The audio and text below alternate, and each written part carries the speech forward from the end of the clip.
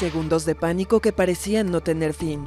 En el aniversario 32 del terremoto de 1985 en Ciudad de México, otro temblor causó destrucción y muerte. Un sismo de magnitud 7,1 dejó 369 muertos. La búsqueda de víctimas entre los escombros llevó días y movilizó un ejército espontáneo de voluntarios.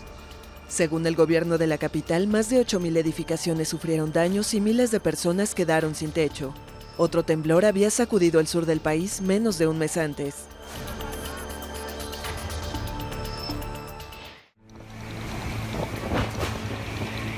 En el Caribe y el Golfo de México, una serie de tormentas también provocó destrucción y muerte. Los más devastadores fueron los huracanes Harvey, Irma y María. Juntos arrasaron islas enteras, dejando decenas de muertos y miles de desplazados. Los fuertes vientos destruyeron todo lo que encontraron a su paso. En varios países, los habitantes sufrieron inundaciones y falta de energía. Los huracanes José y Katia también causaron miedo, y la tormenta tropical Nate cobró al menos 22 vidas en América Central. El clima tampoco dio tregua en Perú. El fenómeno climático El Niño costero provocó devastadoras inundaciones que dejaron más de 90 muertes y 100,000 damnificados. Y en Colombia, una brutal avalancha arrasó la sureña ciudad de Mocoa. Más de 300 personas murieron, de las cuales un centenar eran niños. En el comienzo del año en Chile fue el fuego el que provocó una tragedia.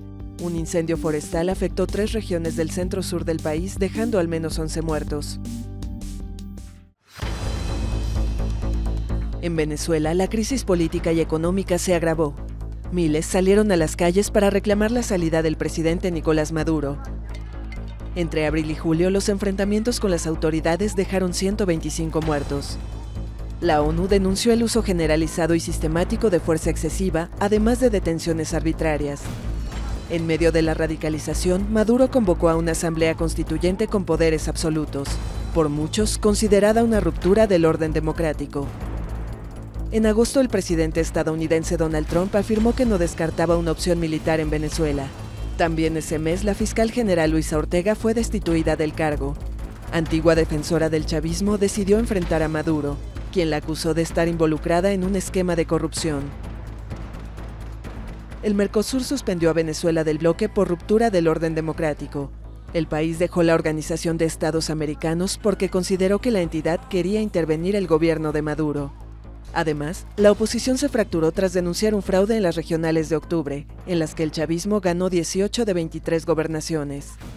La falta de productos básicos y la hiperinflación alimentaron la grave crisis económica. Miles de venezolanos resolvieron dejar el país en busca de una vida mejor. En 2017, el Papa Francisco volvió a Latinoamérica. En Colombia, pidió una solución a la crisis venezolana. A los colombianos les pidió que huyan de la tentación de venganza. Así, Francisco defendió la reconciliación en un país que busca acabar con el último conflicto armado de América. En medio de una agenda intensa, un pequeño incidente. El Papa se golpeó el rostro con el papamóvil, nada que le impidiese seguir adelante.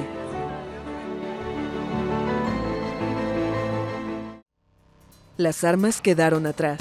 Después de combatir al Estado colombiano durante décadas, los rebeldes de las Fuerzas Armadas Revolucionarias de Colombia iniciaron una nueva fase como civiles en las antiguas zonas de guerra. En 2017, la guerrilla concluyó su desarme. El grupo inicia una nueva etapa, ahora como partido político. Su tradicional sigla significa ahora Fuerza Alternativa Revolucionaria del Común. El gobierno de Colombia y la última guerrilla activa del país, el Ejército de Liberación Nacional, comenzaron en agosto negociaciones de paz.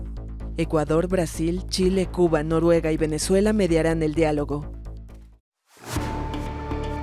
En la frontera entre Estados Unidos y México, una polémica.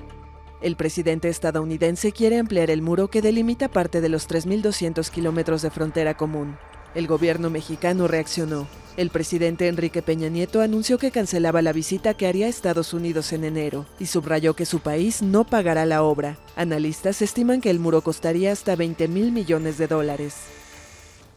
Aunque en el terreno internacional los dos gobiernos no se entienden, en la esfera judicial la relación es buena. Prueba de eso fue la extradición del narcotraficante mexicano Joaquín El Chapo Guzmán a Estados Unidos en enero. Considerado uno de los traficantes más temidos del planeta, El Chapo enfrenta en Nueva York 6 acusaciones penales.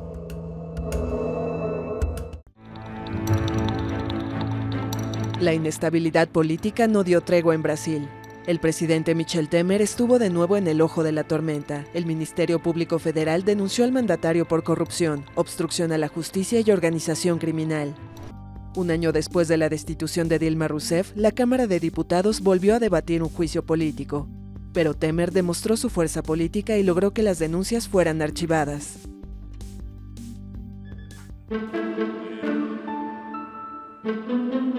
El escándalo de Lavallato entró en su tercer año y siguió alcanzando altos políticos. El juez Sergio Moro condenó al expresidente Luis Ignacio Lula da Silva a 9 años y medio de cárcel. El líder izquierdista fue acusado de ser el beneficiario de un tríplex ofrecido por una constructora a cambio de su influencia para obtener contratos en Petrobras. Lula tiene otros 7 procesos abiertos por delitos que van desde tráfico de influencias hasta asociación ilícita.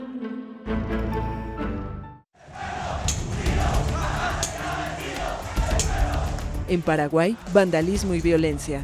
Opositores al gobierno invadieron el Congreso y prendieron fuego al edificio, luego de que el Estado paraguayo, dominado por partidarios del presidente Horacio Cartes, aprobara la reelección presidencial.